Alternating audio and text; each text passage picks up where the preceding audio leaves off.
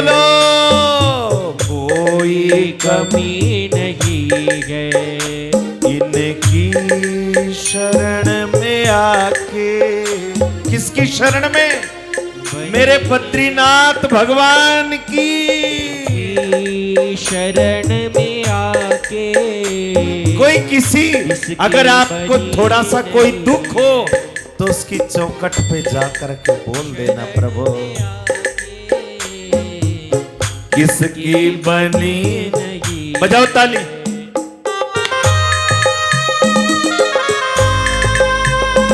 नारायण भगवान की जय हो। बद्री विशाल भगवान की जय हो।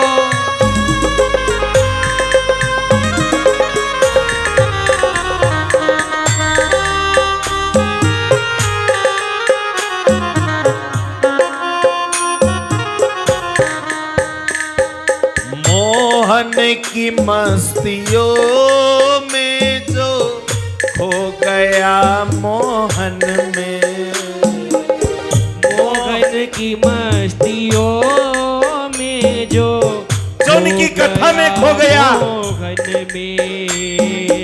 मोहन की मस्तियों में जो खो गया मोहन में। मोहन की मस्तियों सब बोलिए, सब बोलिए।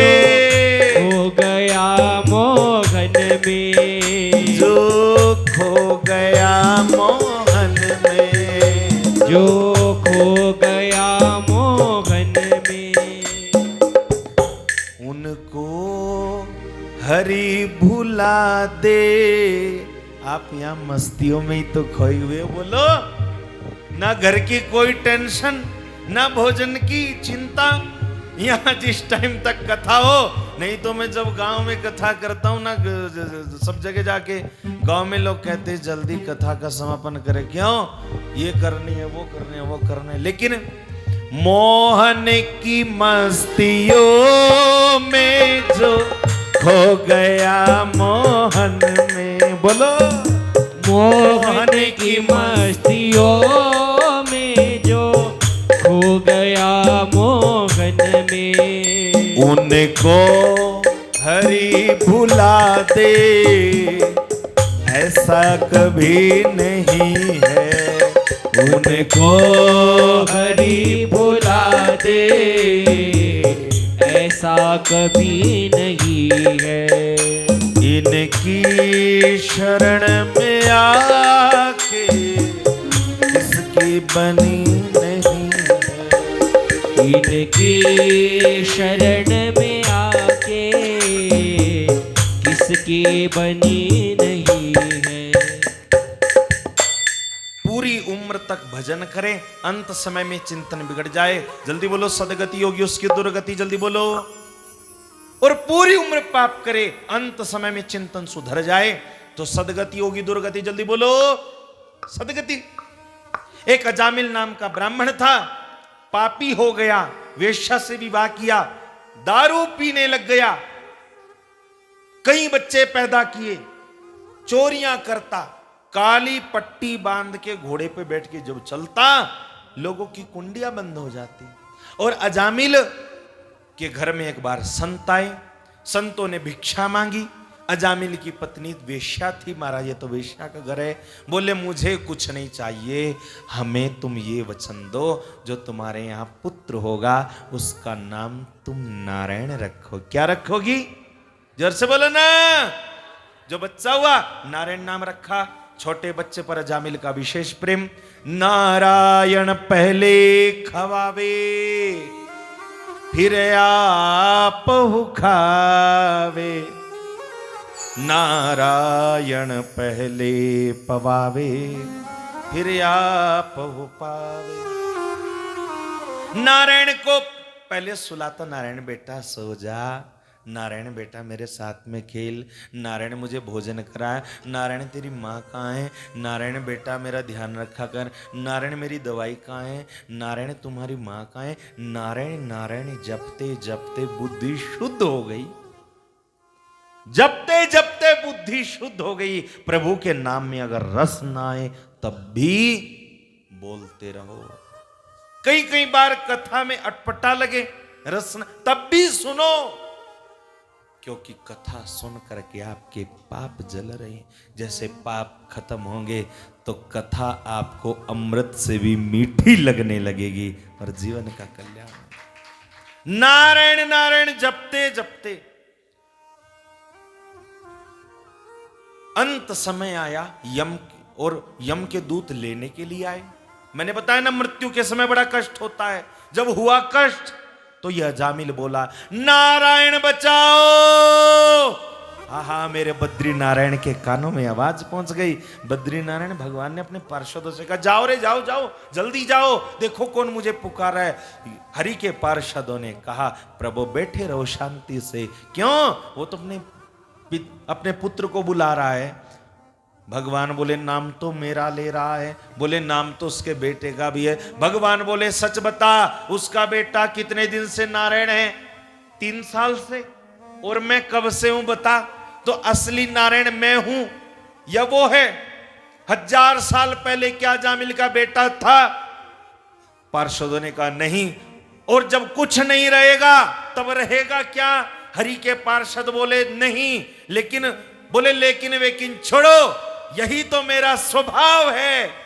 जाओ अजामिल की रक्षा करो, क्योंकि अगर आज उसने मुझे पुकारा और मैंने नहीं बचाया तो कोई मेरा भविष्य में नाम, मेरी बड़ी बदनामी होगी।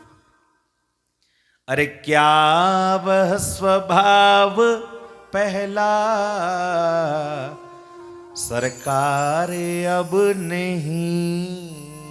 बड़ा प्यारा भजन है, फिर सुनाऊंगा। नारायण के पार्षद तुरंत दौड़े। अजामिल के यहां खड़े थे यमदूत, और हरि के पार्षदों ने यमदूतों को इतना मारा, मार मार के भगा दिया। यमदूत, किसी के हाथ टूटे, किसी के पांव, किसी के गोडे टूट गए। यमराज के पास, यमराज ने कहा, रे तुम्हारे 12 किसने बजा दिए? यमराज से यमदूतों ने कहा, अजामिल पुकार रहा था, नारायण हरि, श्रीमन नारायण नारायण। अरे यमराज ने कहा, ये नाम इतनी जोर से मत लो। क्यों?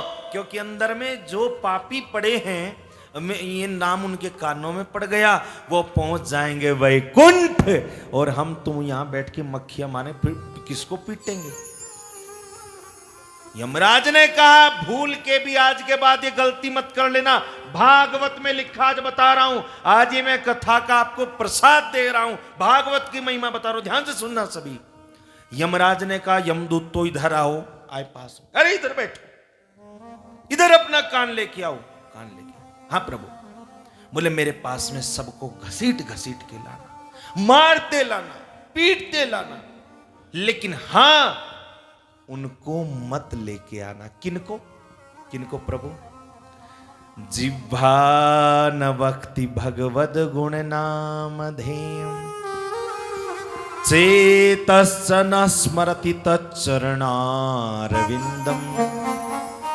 कृष्णाय नो नमति यच्छिरे कदापि, तानान यध्वम असतो कृत विष्णु कृत्यान। जिसने एक बार भी अपनी जुबान से प्रभु का नाम ले लिया हो, और जिसने एक बार कथा सुन ली हो, एक बार मेरा दर्शन कर लिया हो, उसको बिल्कुल भी मेरे दरवाजे पर लेकर के मत आना। और ये तो सब जगहों की बात कही, और श्री बद्रीनाथ धाम में माज भागवत पर हाथ रख के इनकी सौगंध खा के कहता हूं, जिन्होंने श्रीमद भागवत की कथा का रसपान श्री बद्रीनाथ धाम में कर लिया, उनको कभी भी नरक का मुंह नहीं देखना पड़ेगा। वो तो मेरे प्रभु के चरणों में ही रहे। एक नाम की इतनी महिमा, बोलो नारायण।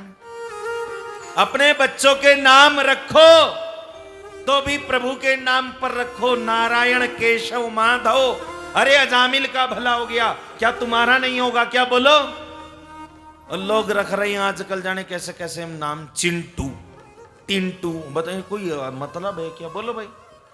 पहले नाम इतने सुंदर होते थे, रामपाल होते थे ना, राम प्रसाद, शिव कुमार होते थे ना, हैं? बोलो बांके बिहारी लाल। एक का नाम था मक्खन लाल। मक्खन लाल छोटा सा था, बड़ा हो गया, विवाह हो गया, बहू घर में आ गई। अब सब कहे मक्खन लाल, मक्खन लाल। तो उसको बहू को बड़ा बुरा लगता था, मेरी सासू माता ने कैसा नाम रखा मक्खन लाल। अब पुत्र भी जवान हो गए, उनका भी विवाह हो गया, बहू घर में आई नई नवेली। अब जैसे ही दही बलोई, दूध बिलोया, मक्खन आ गया, तो सासू से बोली, सासू माँ, हाँ? बोले देख हंडी में क्या आ गए। बोले क्या आ गया? बोले मक्खन आ गया। चुप, अपने ससुर का नाम लेती, मैं तो आज तक नहीं लेती, और तू कल की आई अपने ससुरे का नाम। अगले दिन फिर मक्खन आ गया, फिर बोली सासू माँ, हाँ? वो हंडी में आ गए। कौन आ गए? बोले जो कल आए थे। कौन आए थे? बोले मक्खन जी। जी लगा दे, मक्खन जी आ गए। अब सासू मां बड़ी नाराज हुई, नालायक बहू आ गई। फिर अगले दिन दूध पिलोया, हाँ मक्खन आ गया। बोले सासू मां, हाँ? वही आ गए हंडी में, निकाल लो। कौन आ? बोले मेरे ससुर जी आ गए। बोलो बांके बिहारी लाल। भगवान के नाम पर नाम रखो, नाम लो, बेड़ा पार हो जाएगा। कल की कथा में कृष्ण जन्म महोत्सव मनाया जाएगा। आप सभी लोगों को विशेष सूचना मैं ये देता हूँ, कथा के समय पर यहीं पर रहें, और कहीं घूमना फिरना जाना हो, घूमने के लिए नहीं, यहाँ तो श्री बद्रीनाथ धाम में दर्शन की भावना से आना, घूमने के नहीं। घूमना शब्द ही गलत है। घूमा तो दुनिया में जाता है, भगवान के धाम पर तो दर्शन के लिए जाते हैं।